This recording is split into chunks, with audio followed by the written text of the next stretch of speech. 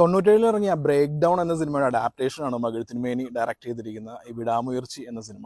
അപ്പോൾ ഈ ബ്രേക്ക് ഡൗണും തമ്മിലുള്ള ഒരു വ്യത്യാസം, ചെറിയൊരു വ്യത്യാസമുള്ളൂ. കുറേയൊക്കെ സീൻ ബൈ സീൻ റീമേക്ക് തന്നെയാണ്. പക്ഷേ ക്യാരക്ടർ ഡെവലപ്മെന്റിന് വേണ്ടി അജിത്തിൻ്റെയും തൃഷയുടെയും കുറേയേറെ സീനുകൾ ഇതിൽ എക്സ്ട്രാ ആഡ് ചെയ്തിട്ടുണ്ട്. അതാണ് തുടക്കത്തിൽ വരുന്ന സബരീക എന്ന് പറഞ്ഞ പാട്ടെല്ലാം അതിലൂടെയാണ് വരുന്നത്. അവരുടെ കല്യാണം കാണിക്കുന്നു, പിന്നെ അവരുടെ ലൈഫിലുണ്ടാകുന്ന ചെറിയ ചെറിയ മാറ്റങ്ങളെല്ലാം കാണിച്ച് പിന്നെ നേരെ ബ്രേക്ക് ഡൗൺ നമ്മൾ ആ സിനിമയിൽ കണ്ടുകൊള്ളുക അതുപോലുള്ള സീനുകളൊക്കെ തന്നെയാണ് വരുന്നത്. പ്രത്യേകിച്ച് മാറ്റമൊന്നുമില്ല. ഇൻ്റർവെൽ പോയിന്റ് വരെ ഒരു സ്ലോ ബേൺ ത്രില്ലർ എന്നുള്ള രീതിയിലാണ് വരുന്നത്. ഇൻ്റർവെല്ലാകുമ്പോഴാണ് ബ്രേക്ക് ഡൗൺ ആയിട്ട് ചെറിയ മാറ്റങ്ങളൊക്കെ കാണുന്നത്.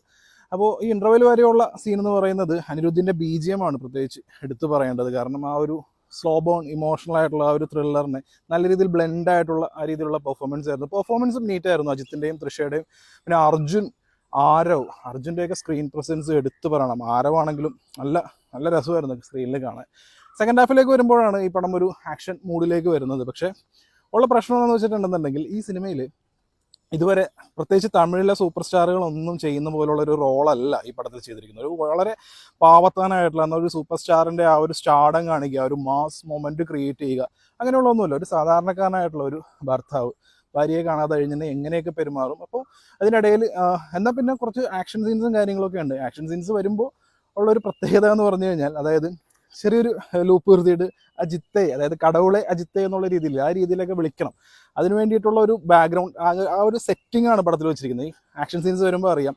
പക്ഷേ ഈ പടത്തിലെ ആക്ഷൻ സീൻസ് എല്ലാം വരുന്നത് ടു ബി ഫ്രാങ്ക് ഈ പടത്തിൽ അജിത്ത് നല്ലപോലെ മിസ്കാസ്റ്റ് ആയിട്ടാണ് എനിക്ക് ഫീൽ ചെയ്തത്. കാരണം ഒരു മാസ് ഓറ, അല്ലെങ്കിൽ ഇപ്പോൾ പത്തിക്കിച്ച് എന്ന് പറഞ്ഞ പാട്ട് വരുന്നത് തുടക്കത്തിൽ കാണിക്കുമ്പോൾ തന്നെ നമ്മൾ വിചാരിക്കും ഇപ്പോൾ ഒരു ബ്ലാസ്റ്റ് ആണ് തിയേറ്ററിൽ. പക്ഷേ പുള്ളിക്ക് നടക്കാൻ പോലും വയ്യാത്ത രീതിയിൽ പുള്ളി ഭയങ്കര ടയേർഡായിട്ടാണ് ഫീൽ ചെയ്യുന്നത്. ഈ പടത്തിൽ ഭൂരിഭാഗം സീൻസ് പുള്ളിക്ക് വയ്യ എന്നൊക്കെ പറയില്ലേ, ആ രീതിയിലാണ്. ഒരു സുഖമില്ലാത്ത രീതിയിലുള്ള പക്ക മിസ്കാസ്റ്റ് ആണ്. ഒരിക്കലും ഒരു സൂപ്പർ സ്റ്റാർ എടുക്കരുതാത്ത റോളാണ് ചെയ്തിരിക്കുന്നത്. അതാണ് പ്രധാനപ്പെട്ട കാര്യം. കാരണം ആക്ഷൻ സീൻസ് ആണെങ്കിലും ബാക്കിയുള്ള കാര്യങ്ങളാണെങ്കിലും ഇതിൽ വർക്കാവുന്നില്ല. അതിൽ പ്രധാനപ്പെട്ട കാരണം എന്ന് വെച്ചാൽ പുള്ളി വളരെ പൊളിറ്റിക്കലി കറക്റ്റായിട്ടാണ് ഈ പടത്തിൽ പോകുന്നത്. ഇപ്പോൾ ഇതിൽ മെയിൻ വില്ലൻ ക്യാരക്ടേഴ്സൊക്കെ ആണെന്നുണ്ടെങ്കിൽ പുള്ളി, അതായത് ഒരു ഭയങ്കര നെഗറ്റീവ് ക്യാരക്ടേഴ്സിനാണ് ഈ പടത്തിൽ കാണിക്കുന്നത്. വില്ലന്മാരായിട്ട് വരുന്നവരെല്ലാവർക്കും അവർക്ക് കണക്കിന് കിട്ടുമ്പോൾ കിട്ടുന്നൊരു സുഖമുണ്ടല്ലോ, അത് ഇതിലെ നായകൻ്റെ ഭാഗത്തു നിന്നില്ല. ഈ വില്ലന്മാരുടെയൊക്കെ ഒരു അവസാനം എന്നൊക്കെ പറയുന്നത് ഇറ്റ്സ് നോട്ട് എ സ്പോയിലർ. അതായത് നായകനായിട്ട് ഒന്നും ചെയ്യേണ്ട ആവശ്യമില്ല. വില്ലന്മാരൊക്കെ എങ്ങനെയെങ്കിലും എന്തെങ്കിലുമൊക്കെ അവരുടെ വിധി അവരായിട്ട് തന്നെ വരും. ആ രീതിയിൽ ആണ് ശരിക്കും മങ്കാത്തൊക്കെ ചെയ്തിരുന്ന നായകൻ ഇങ്ങനെ ഒരു സിനിമ എടുക്കുമ്പോൾ അർജുനൊക്കെ ആയിട്ട് ഒരു കോംബോ സീൻസൊക്കെ വരുമ്പോൾ കുറച്ചുകൂടി എഫക്റ്റീവായിട്ടുള്ള വയലൻസ്, നായകൻ കുറച്ച് ഗ്രേ ഷെയ്ഡൊക്കെ ഉള്ള നായകനാണെങ്കിൽ പുള്ളി പ്യൂർ വൈറ്റ് ക്യാരക്ടറാണ്. പുള്ളി ആ രീതിയിലാണ്. അതായത് ഈ സിനിമയിലെ ക്യാരക്ടർ എങ്ങനെയാണ് വളരെ പൊളിറ്റിക്കലി കറക്റ്റഡ് ആയിട്ടുള്ള.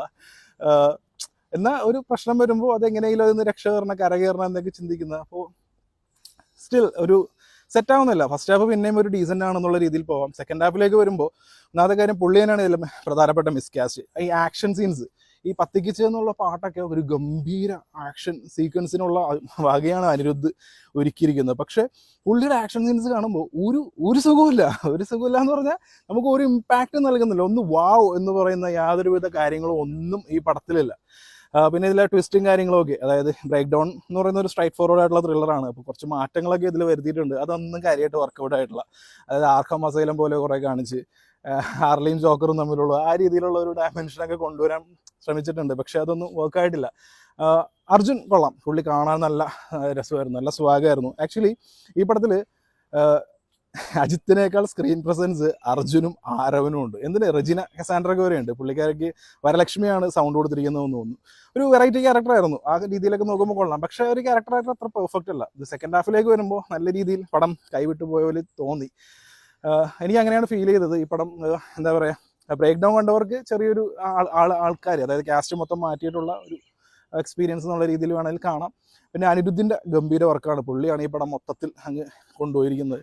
അങ്ങനെ ആകെ മൊത്തത്തിൽ നോക്കുകയാണെന്നുണ്ടെങ്കിൽ ഒരു ഡീസൻ്റ് ആയിട്ടുള്ള ഫസ്റ്റ് ഹാഫ്, ഒട്ടും വർക്കാവാതെ ഒരു സെക്കൻഡ് ഹാഫ്, ആ രീതിയിൽ പോകുന്നു. എനിക്ക് പടം തീരെ വർക്കായിട്ടില്ല. അജിത് കുമാർ എന്ന സൂപ്പർ സ്റ്റാർ അതൊരു മിസ്കാസ്റ്റ് ആയിട്ടാണ് എനിക്ക് തോന്നിയത്. കാരണം ഒരിക്കലും ഒരു സൂപ്പർ സ്റ്റാർ തിരഞ്ഞെടുക്കേണ്ട റോളല്ല. കാരണം ഏതെങ്കിലുമൊക്കെ ആയിട്ടുള്ള ഒരു മാസ് മൊമെൻറ്റ്സ്, ഒരു മാസ് ഓർ ആ സംഭവങ്ങളൊക്കെ ഈ പടത്തിൽ വേണമായിരുന്നു. ഒരു സൂപ്പർ സ്റ്റാറിന് പടം എന്ന് പറയുമ്പോൾ നമ്മളത് എക്സ്പെക്ട് ചെയ്യും. അപ്പോൾ പ്രത്യേകിച്ച് തമിഴ് പടം ആകുമ്പോൾ അതൊന്നുമില്ലാത്ത ട്രൂ ടു ദ ജോണർ എന്ന് പറയാം. എന്നാൽ അത് തന്നെയാണ് ഈ പടത്തിൻ്റെ നെഗറ്റീവ്. അങ്ങനെയാണ് എനിക്ക് ഈ വിടാമുയർച്ചി ഫീൽ ചെയ്തത്.